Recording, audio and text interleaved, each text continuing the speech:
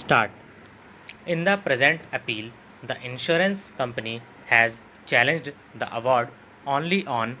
the ground that the compensation awarded to the claimants is excessive and arbitrary, and the rate of interest awarded by the tribunal, that is 8% per annum, calculated from the date of filing the claim petition, is also arbitrary.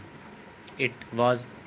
argued by the counsel for the appellant that in column 6 of the claim petition, the claimant has stated the income of the deceased to be rupees 15,000 per annum, and therefore the tribunal had acted arbitrarily in determining the compensation on the basis of a notional income of rupees 20,000 per annum.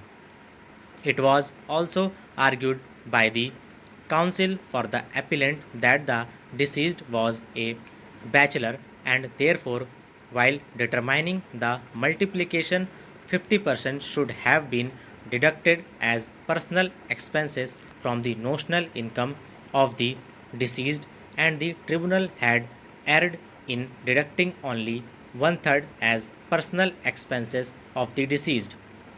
It was argued that, in view of the aforesaid, the award of the tribunal is liable to be modified by reducing the compensation payable to the claimant. Rebutting the argument of the counsel for the appellant,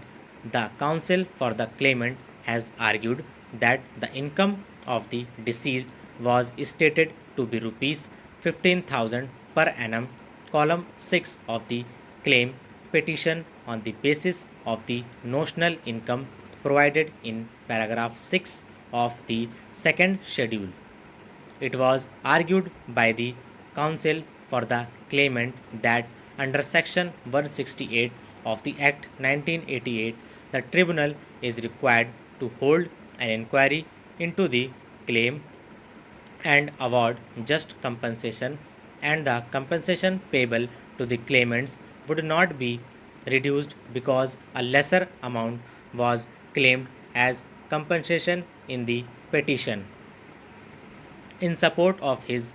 cross objection, the counsel for the claimant has argued that from the evidence on record, it was proved that at the time of his death, the deceased was earning rupees 5,000 per month, and therefore the tribunal had acted arbitrarily in determining compensation on the basis of a notional income of rupees 20,000 per annum. It was also argued by the counsel for the claimant that the multiplier has to be decided considering the age of the deceased and not the age of the parents of the deceased. It was further argued that the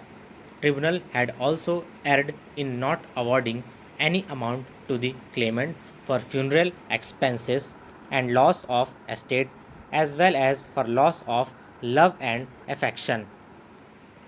It was further argued by the counsel for the claimant that the claimant was entitled to interest of 12% per annum, and the award of the tribunal awarding merely 8% per annum as interest of liable to be modified. Thus, it is held that the deceased was unemployed, and the argument of the counsel of the claimant that compensation should be determining taking the income of the deceased as rupees 5,000 per month is rejected.